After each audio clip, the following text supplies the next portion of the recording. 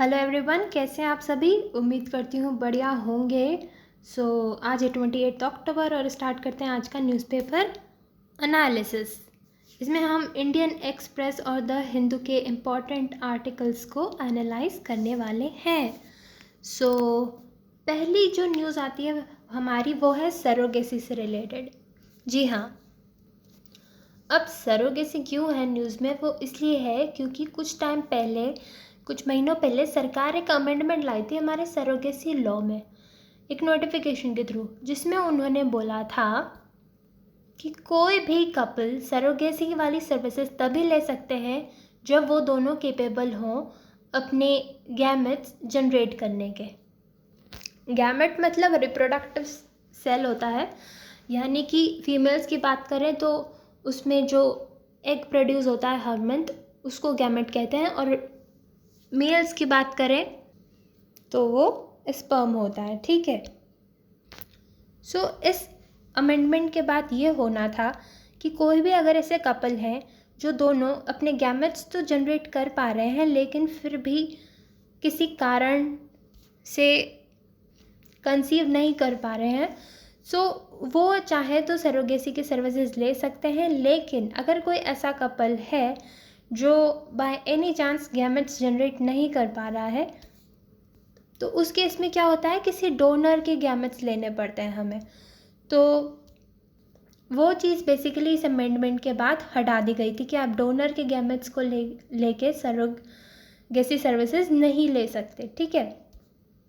जैसे कि एक एग्जाम्पल लेते हैं, मान लो वाइफ है, वो प्रोड्यूस कर पा रही है वायबल एग्स, ठीक है, लेकिन किसी कारण से प्रेग्नेंट नहीं हो पा रही है, तो वो जो इंटेंडिंग कपल होगा वो चाहे तो सरोगेसी की सर्विसेज ले सकता है। लेकिन मान लो जो वाइफ है वो जो वायबल एग सेल है वो प्रोड्यूस ही नहीं कर पा रही है, तो उस केस में सरोगेसी वो अवेल नहीं कर सकते, थ्रू डोनर के गैमेट से वो प्रोड्यूस नहीं कर सकते। ठीक है। अमेंडमेंट के बाद ऐसा हुआ था।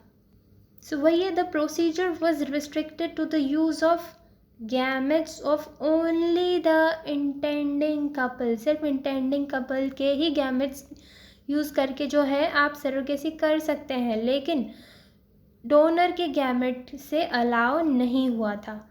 ठीक है, इस अमेंडमेंट के बाद। लेकिन अगर कोई सिंगल विमेन है और वो सरोगेसी के थ्रू चाहती है एक बेबी, तो उन्हें अलाउड था डोनर के गैमेट्स लेने का और खुद के ऑफ कोर्स एग सेल से। तो इस तरह से वो सरोगेसी वाली सर्विसेज वो भी अवेल कर सकती है। ठीक है। ये आया था बेसिकली अमेंडमेंट। अब हुआ क्या ना कि इस अमेंडमेंट पे क्वेश्चन उठाया गया कोर्ट में। जी हाँ, इसमें यह बोला गया कि ये काफ़ी डिस्क्रिमिनेटरी है कि भाई जो भी कपल अगर गैमेट्स प्रोड्यूस कर पा रहे हैं तो आप उन्हें तो अलाउ कर रहे हो सरोगेट के थ्रू सर्विसेज लेने के लिए, लेकिन वहीं पे अगर कोई ऐसा कपल है जो किसी कारणवश गैमेट्स प्रोड्यूस नहीं कर पा रहे हैं तो आप उन्हें अलाउ कर ही नहीं रहे हो। अब क्योंकि इसका इम्पैक्ट क्या हुआ, एक मैरिड कपल था, वो बेसिकली उस केस में जो वाइफ थी वो थोड़ी इनफर्टाइल थी। उन्होंने डिसाइड किया कि हम सरोगेट के थ्रू जो है अपना बेबी लेंगे। लेकिन क्या हुआ ना कि इस अमेंडमेंट आने के बाद उनका जो फर्टिलाइज्ड एम्ब्रियो था वो लीगली अनवायबल हो गया, यानी कि अगर इस अमेंडमेंट की बात करें तो उन्हें ये आगे फर्दर अलाउ नहीं होता ये चीज़। लेकिन क्योंकि ये मुद्दा कोर्ट में लेके गए तो कोर्ट ने समझा जी हाँ ये डिस्क्रिमिनेटरी है, तो और इन मैरिड कपल को अलाउ किया कि आप डोनर के गैमेट्स लेके भी आपका जो ये फर्टिलाइज्ड एम्ब्रियो है वो एब्सोल्युटली लीगल है। वही लिखा है, court allowed the petitioners to resume the process for gestational surrogacy. उन्होंने कहा कि रिज्यूम करिए आप process using their preserved embryos, जो उनका प्रिजर्व्ड एम्ब्रियोज था, and which were generated using the donor oocytes fertilized by the husband's sperms prior to the issuance of the notification under challenge। ये बात थी बेसिकली। और court ने कहा कि ये जो नया नोटिफिकेशन या अमेंडमेंट आया था, ये कहीं ना कहीं राइट ऑफ पेरेंटहुड को वायलेट करता है कि जस्ट बिकॉज कोई अपने गैमेट्स प्रोड्यूस नहीं कर पा रहा है किसी कारण की वजह से, तो वो तो फिर पेरेंट्स बन ही नहीं पाएंगे सरोगेसी के थ्रू, राइट। और तो और ये डिस्क्रिमिनेटर भी है। आप कुछ कपल्स को तो अलाउ कर रहे हो अगर वो गैमेट्स प्रोड्यूस कर पा रहे हैं, और सिंगल वुमेन को भी अलाउ कर रहे हो, लेकिन कोई ऐसे इंटेंडिंग कपल है who are unable to produce their reproductive cell, so उन्हें आप अलाउ नहीं कर रहे हो। So discriminatory based on the ability to produce gametes for the purpose of availing surrogacy, it's absolutely irrational, right? So इसलिए court ने इनको allow कर दिया कि आप तो कंटिन्यू कीजिए अपने प्रोसेस के साथ।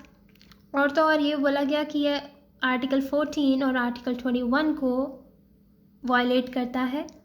आर्टिकल 14 आता है राइट टू इक्वालिटी से रिलेटेड, सो ऑफकोर्स इसमें इक्वालिटी अफेक्ट हो रही है, और 21 आता है राइट टू लाइफ से रिलेटेड, ठीक है। और तो और ये बेसिक सिविल और ह्यूमन राइट भी डिप्राइव करता है ये वाला अमेंडमेंट। तो इस तरह से सुप्रीम कोर्ट ने उस मैरिड कपल का राइट ऑफ पेरेंटहुड जो है सिक्योर किया। अब बेसिकली दो लॉज हैं जो कि सरोगेट से रिलेटेड बात करते हैं। एक तो सरोगेसी रेगुलेशन एक्ट हो गया 2021 का, और एक आता है assisted reproductive technology regulation act 2021। अब बेंच ने यह भी कहा कि भाई आपने इसमें तो लिया है आप अमेंडमेंट सरोगेसी एक्ट वाले में तो कि जो है आप डोनर के गैमेट्स नहीं ले सकते, लेकिन फिर उसकी वजह से ये जो असिस्टेड रिप्रोडक्टिव टेक्नोलॉजी है वो भी तो एकदम लाइक यूजलेस हो जाएगा ना। सो दोनों लॉज कॉन्ट्राडिक्टरी हो जाएंगे अगर वो वाला अमेंडमेंट अलाउ करते हैं तो।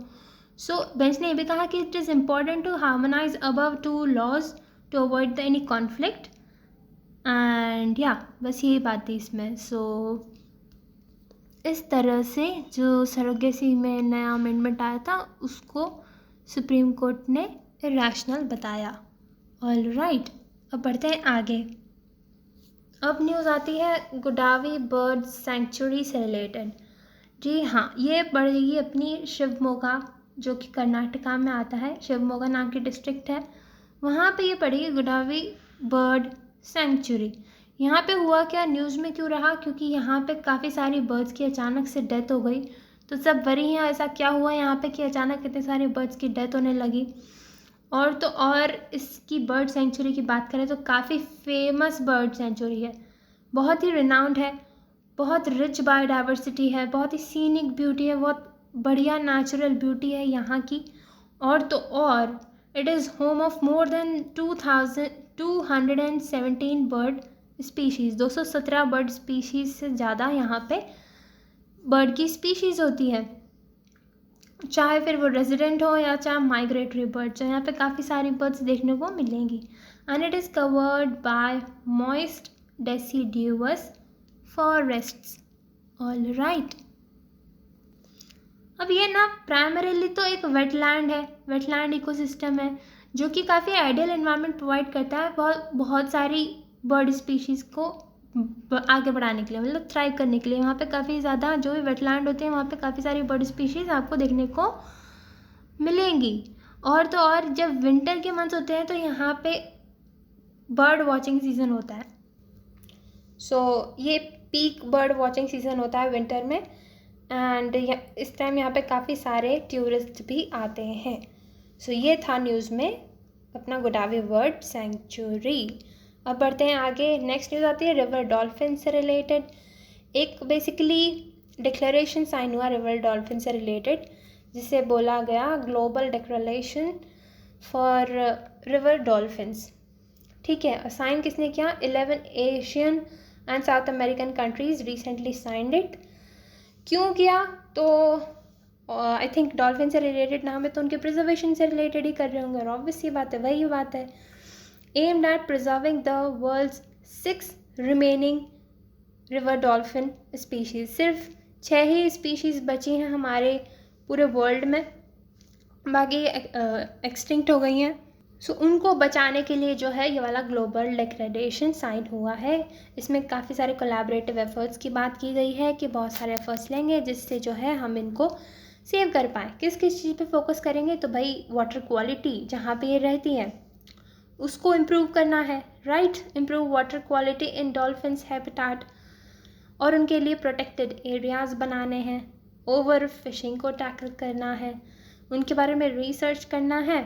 और तो और अगर कोई इंडिजिनियस कम्युनिटीज़ हों पास में तो उनको भी हम इन्वॉल्व कर सकते हैं क्योंकि उनको ज़्यादा नॉलेज होती है।